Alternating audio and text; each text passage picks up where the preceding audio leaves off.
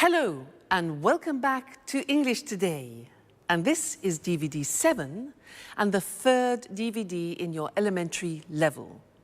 And in this DVD, you will see another 2 episodes of our story, That's Life, followed by our special TV programs.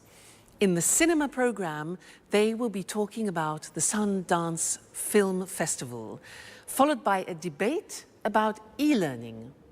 Then, in the grammar section, we will study more about adjectives, in particular the comparatives and the superlatives. So, happy studying. Well, guys, why don't we go to the cinema tonight? That's a great idea. What's on? Well, there's the new film with Schwarzenegger. That should be good. You're joking, right? No, I'm not. What would you suggest? How about going to the disco? The disco. Are you crazy, Alice? That's not even music. That's simply noise. Come on, Peter. It's Saturday night. We have to do something special. Something exciting. And going dancing is surely more exciting than going to the cinema. I agree with Alice. Let's go dancing. What about a third choice? I guess Anne is right. Why don't we try to find a good compromise? Come on, guys. How boring and old-fashioned you are. And you are more frivolous than I am, Alice. Come on, guys. Don't argue now, please. Let's vote on it. Well, Alice and I want to go dancing. Peter and Anne don't. How about you, Sharon? I don't know. Well, the disco is probably more entertaining than the cinema. Great. Okay, guys. 3 against 2. Let's go dancing.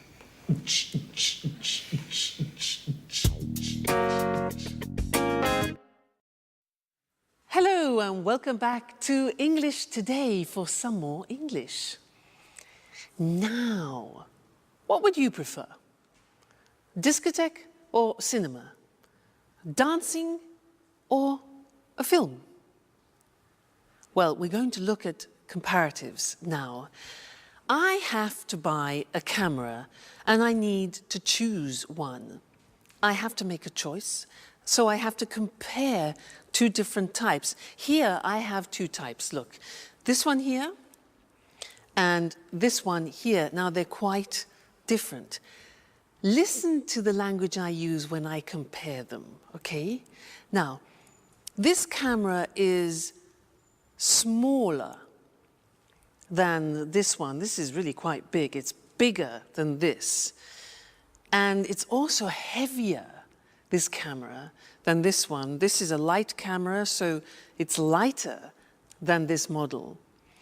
Now this model looks more sophisticated and probably more artistic than this one. Whereas this one looks more practical, but maybe less complicated. What do you think? What else? Well, this is definitely more expensive than this one. This is probably cheaper, I think, because this has a big lens as well. So, I'm not sure. What do you think? I like the idea of a more sophisticated camera, but I think it's more expensive. So I think I'll have to go for the cheaper one, which is the digital one. I think I'll choose this. All right? Good. Now, let's go and have a look at the language and see how we formulate comparatives in English. All right? If you have a 1-syllable word, you remember 1-syllable words like cheap, small, hot, high, then to make the comparative, it's easy. We add ER to the adjective. So cheap becomes cheaper. Small becomes smaller. Hot becomes hotter. Notice we double the T. High becomes higher. So some examples are the new model is lighter than the old model, or London is safer than New York. Today is hotter than yesterday. All right, so those are adjectives with one syllable. But what happens if you have adjectives with 3 syllables or more? Look at the examples. Interesting is an adjective with 3 syllables. Interesting, no, 4 syllables. So it becomes more interesting. You see what happens? We put more in front of the adjective. So more interesting. Difficult. How many syllables? Difficult, difficult. Okay, so it becomes more difficult. Therefore, the example we have next is the new model is more practical. Or London is more expensive than Madrid, for example. This test is more difficult than the last test. So you see, how we formulate the comparative depends on the adjective that we use. If it's a 1-syllable adjective, we add er, cheaper. If it's 3 syllables or more, we add more in front of the adjective, like more difficult. Okay? Now, we are going to go back to that life where the girls are getting ready to go dancing. They use a lot of comparatives in the conversation. Listen carefully and try and recognize them. Okay? Great. See you next time. Bye.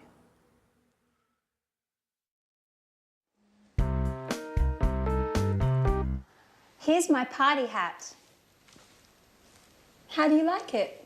You look great. I envy you. Hats really suit you. Well, I envy your room, Anne. But with all this traffic, how do you sleep? Oh, I'm used to it. Which disco are we going to? Paradise. It's a new disco on King's Road. It's very nice. Did Tom and you go there together? Yes, we went last Saturday. We spent a nice night together. Maybe I asked the wrong question. You don't like Tom, do you? He's boring. Very boring. Besides, he's an Aries and he talks too much. Last night, for example, he showed me all the pictures of his holiday in the Alps. He talked for an hour about the mountains. But I hate the mountains. Why do you say that? The mountains are beautiful and spectacular. I prefer the beach. It's more relaxing and entertaining. Oh, I don't know. I think the beach is more boring than the mountains. Why do you say that? Well, think about it. Lying on the beach every day, it's much more interesting to be walking in the countryside. Yes. But it's usually colder in the mountains. I think the beach is also more romantic. Girls, stop talking nonsense. How do I look? You look very pretty, Alice. Thanks, Sharon, but you look better than me. No, how can you say that? You're much more tan than I am. Yes, but you are in better shape. And me? How do I look? You are very pretty too, Anne. I'm sure I'm not nearly as beautiful as you. Come on, guys. Stop making stupid comparisons. Let's just say that we're all different. Hey, girls. Okay, are you ready? I need your advice. Which shirt is better according to you? The red one, it's much better than the blue one for a disco night. And you, Sharon? What do you think? Well, I think the red one is funnier, while the blue one is more professional. I prefer the blue one. So, girls, which shirt should I put on? I told you, the red one. With that one on, you'll look more macho. Yes, macho. That's the right word. Really? Macho? I like it. Okay, I'll put on the red shirt. Do you agree with Alice, Sharon, about being macho, I mean? Come on, Jack. It's late. The disco's waiting for us.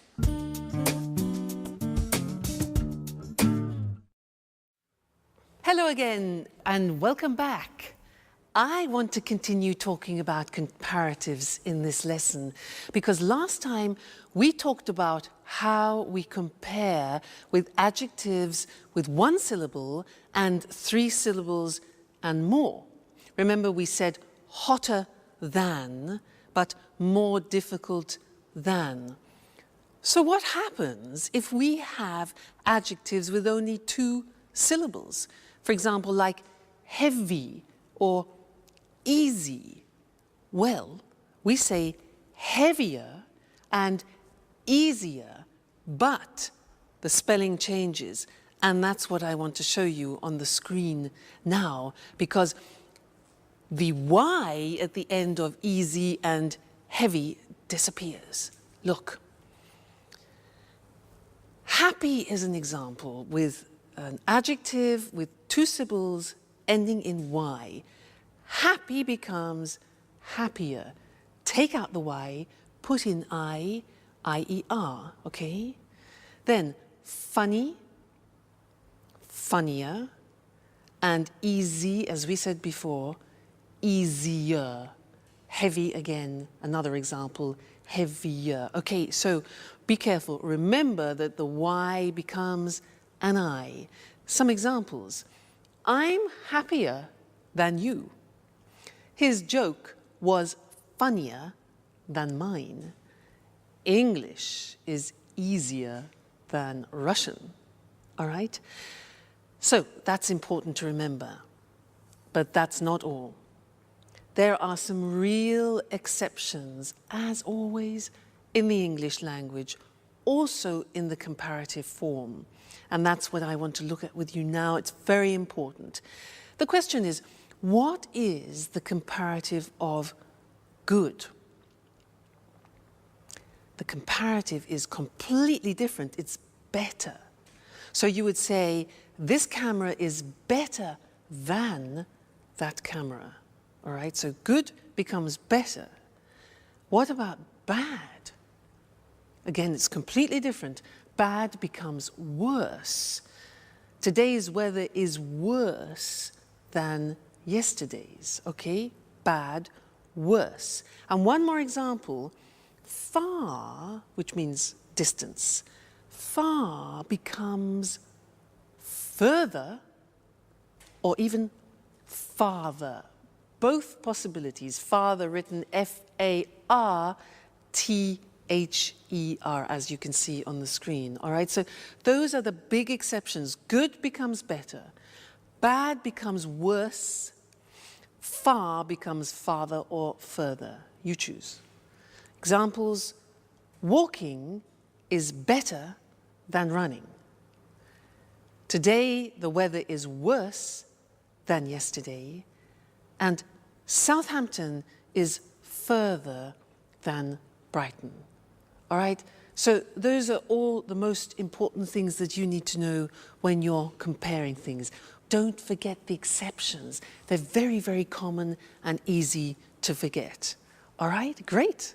So I'll see you next lesson where no doubt you will be speaking English better. Okay, see you then. Bye.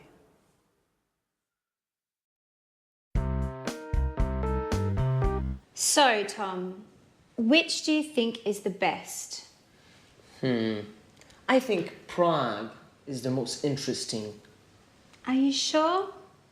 I think Vienna is more exciting than Prague. Yes, but it's certainly the most expensive tour. It doesn't matter. My father is going to pay for everything. And what about Madrid? I think it's probably the most exciting. Why do you say that? Well, the nightlife. I'm sure there are a lot of discos. That's true. But it is certainly the hottest city. You're a good friend, Tom, but you are so boring. I don't really care about the weather. I just want to enjoy myself. This trip is my father's birthday present to me.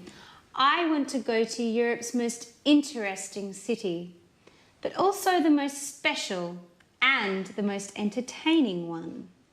I see. Well, I think all three are interesting cities. Hi, guys. What are you doing? My father is going to give me a trip for my birthday, so I'm choosing where I would like to go. Oh, really? That's great. Are you going alone? No, my father promised to come with me. Oh. Well, do you already have an idea of where you want to go? Not yet. I can't make up my mind between Vienna, Prague and Madrid. Tom was making some precious suggestions. But she isn't taking my advice, as usual. Well, I think Prague is probably the oldest city, but Vienna is the most interesting one. There are a lot of important meetings in Vienna. Oh, and lots of museums too. Well, Madrid also has a lot of museums. Do you agree with that? Yes, that's true. But Madrid is certainly the hottest city. Oh my God, Anne. You are like Tom. You both talk nonsense. I think you two should go out together. I think you would get on well. Alice, what are you talking about? You're joking, right? Well, not really. I think Tom is perfect for you, Anne. Come on, Alice. Stop being foolish. You're embarrassing us. Really? There's no need to be ashamed. Listen, I'm going to leave you two alone now so you can get to know each other better. Bye.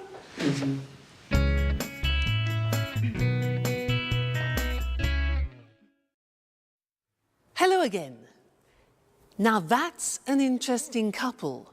Tom, who is an obsessive museum goer, Anne, who is an obsessive cleaner.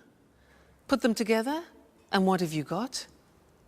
The cleanest museum in the world. Now, the cleanest is an example of the grammar form of the superlative. And that's what I want to look at with you now.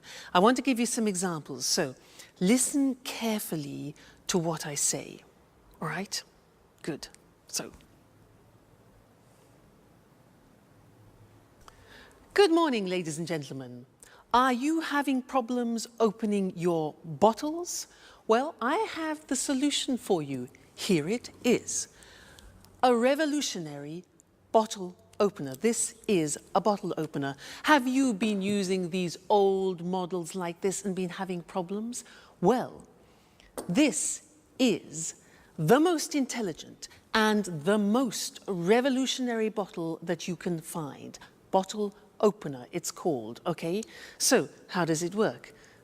You take your bottle of wine. You open it up like this. You open it here. You put it on the top of the bottle, like that, over the cork. Then, in this position, you see, hold it strong. Take the lever like this and you pull over like that. Okay?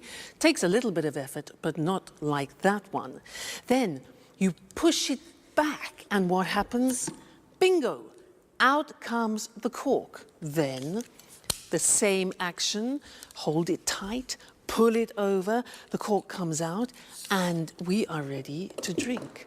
This is, ladies and gentlemen, the most effective, the newest, the quickest, the smartest and the most revolutionary bottle opener that you will ever find. And it's the most economical. It's the cheapest. It only costs €20 for you. So buy one today and let's pour some wine and toast to the most superlative bottle opener in the world. Cheers. That's nice. Great. That was the superlative. Let's go and see it on the screen. Nice wine. Now, when we have an adjective with one syllable, like cheap, what we do is we add the at the beginning to make it superlative, and then we add est to the adjective. Look at the examples. It's the cheapest, the newest, the quickest, the smartest bottle opener in the world. Okay, so the plus est at the end. Now, if the adjective is 2 or 3 or more syllables, it changes, as I said, and it becomes the most effective. Now, the adjective doesn't change, but in front of it we put the most effective. It's the most economical bottle opener. It's the most beautiful, it's the most revolutionary bottle opener. Okay, so again, be careful. Is it a 1-syllable adjective?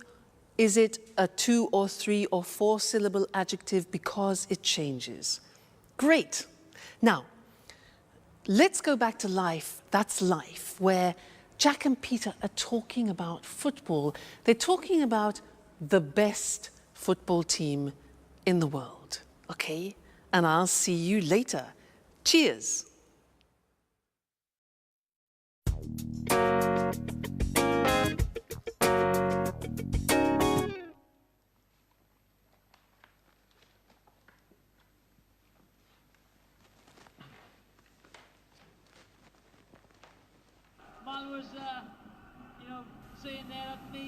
Hey, Peter. Did you see the match yesterday evening? Which match? Which match? Ajax versus Juventus. Those teams are boring. Excuse me. Excuse me. Ajax is the best football club in the world. I'm afraid I don't have a clue. I know that only music matters. Anyway, in your opinion, which is the best team? I don't know. I heard Arsenal is the best one of all time. They've got the most aggressive players, the most important coach, the toughest goalkeeper. Peter, you are so mistaken. Okay. What's so great about Ajax? Well, first of all, their defense is superb. It's much more intelligent than Arsenal's. No. Still, No. But you promised me. You're always busy. No, I don't want to go anymore. Anyway, thanks, Daddy. Thanks for your present. You are the worst father in the world. Don't worry, I'm going to have a great birthday all the same. Yes, with my friends. They do love me. Bye.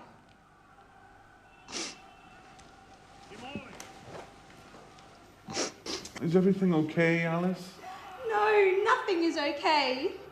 My father keeps on being the same. Oh, come on, Alice. Don't cry, please. Tell us what happened. Well, you know, I told you my father decided to give me a trip for my birthday.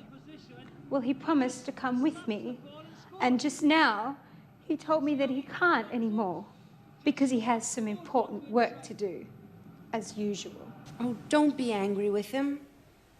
Even if he has something important to do, you can leave for your trip anyways. No, I don't want to go anymore. Well, don't worry, Alice. We are going to give a big party for you. Isn't that true, guys? Absolutely. Of course. You are the most brilliant, the smartest, and the funniest roommate we've ever had. Even if sometimes you are a bit lazy. You need a special party. Thanks a lot. You are the best friends in the world.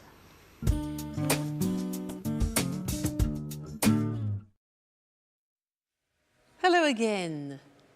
Now, you know, Mr. Monkey reminds me of Jack. He's obsessed with football, but he's very sweet. Did you hear what he said to Alice? He said, "You're the most brilliant roommate we've ever had." That's really sweet. And did you hear them talking about football? Well, I don't know what you thought. They said, this was Jack, he said, "Ajax is the best football team in the world." Debatable. Alice said her father was the worst father. And Jack then said, "You are the funniest roommate that I have ever had." And so these are all examples of exceptions in the superlative form.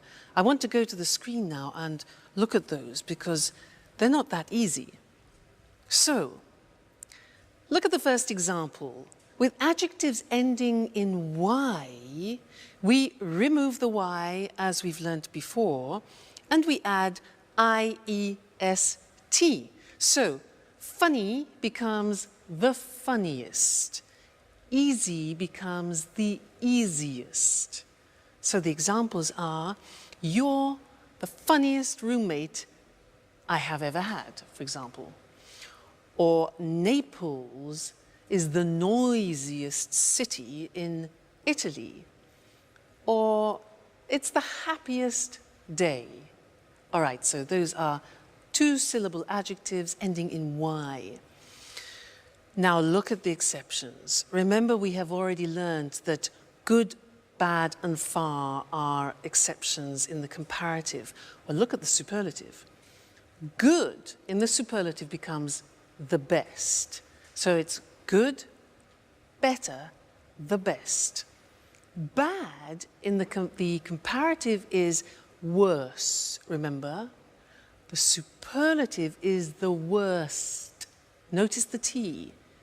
Bad, worse, the worst. Don't forget to pronounce the T.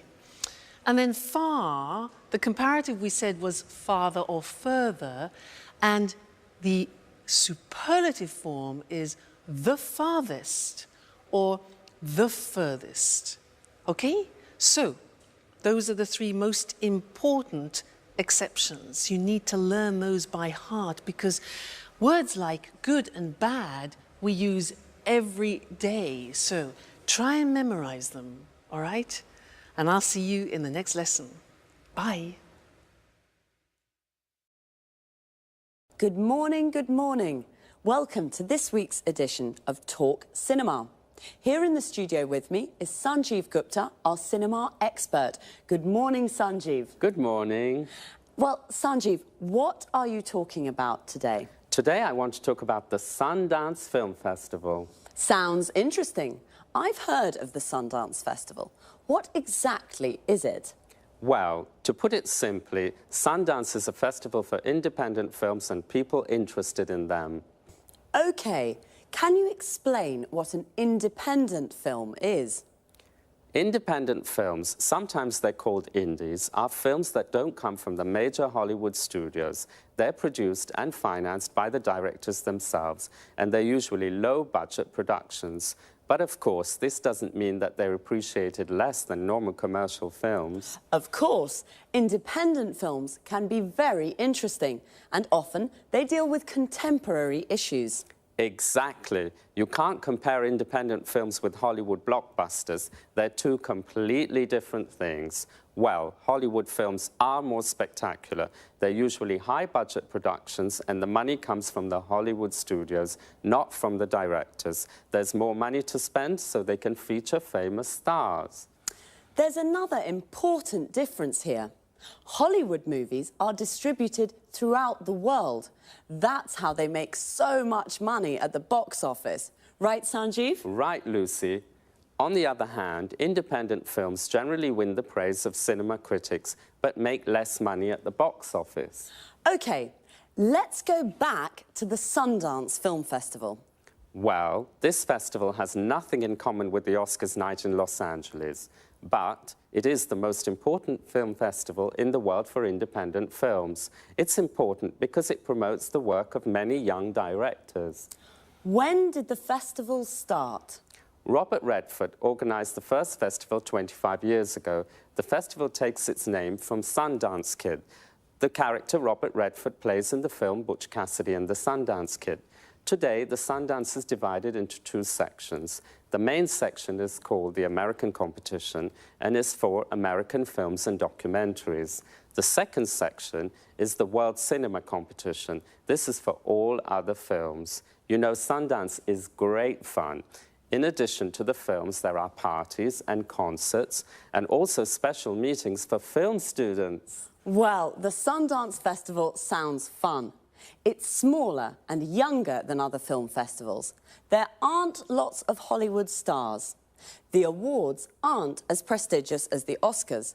But it's an important festival. Right, Sanjeev? Right, and don't forget, it's great fun. OK, thank you, Sanjeev. And goodbye. Goodbye.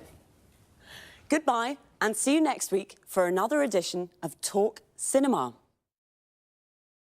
So, the Sundance Festival takes its name from the Sundance Kid, the character that Robert Redford plays. A character is a person in a film. And we say that an actor plays a character. And let's have a look at some of the vocabulary and expressions we use to talk about films. There are independent films and Hollywood blockbusters. First of all, what is an independent film? It's a low-budget production that is not produced or financed by a major Hollywood studio. Major means big and important. A low-budget production is a film made with little money. And what's a Hollywood blockbuster? It's a high-budget production that is produced and financed by a major Hollywood studio. A high-budget production is a film made with lots of money. To produce a film means to make a film, and to finance a film means to find the money to make a film. We say a film is produced by and financed by someone. So, an independent film is usually produced and financed by the director of the film.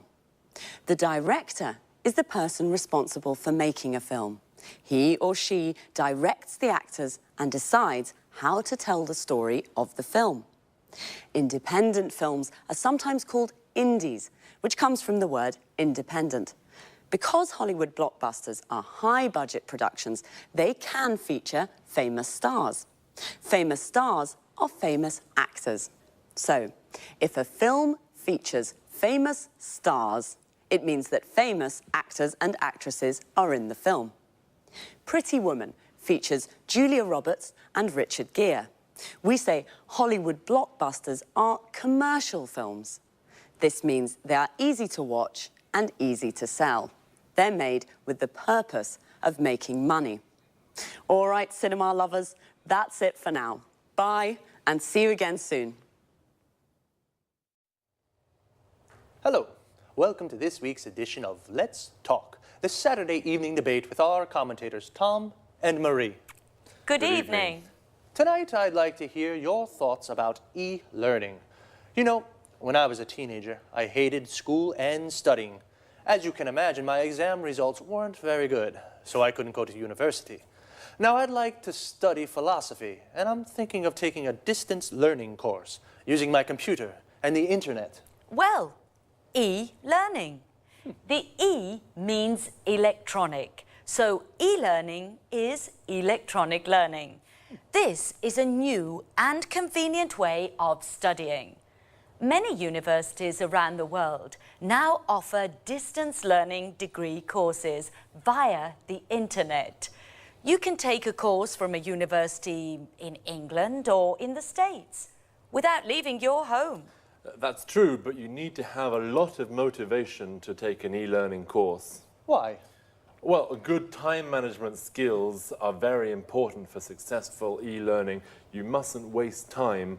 You must study a little every day. It isn't always easy, especially if you work. Okay, e-learning courses can be more difficult.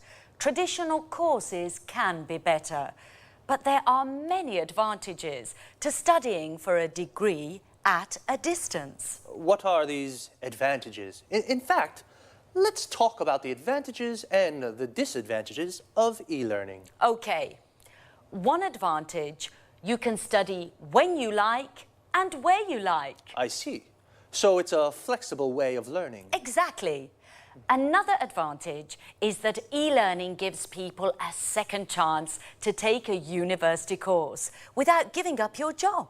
You can study and work at the same time. I'm sorry, Marie, I don't agree. When you work, it can be very difficult to find time to study.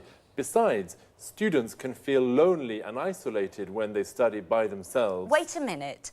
This is where the electronic part helps. There's lots of interaction with other students and course tutors. Some courses use virtual classrooms to teach small groups. You can see your tutor and other students on your computer screen.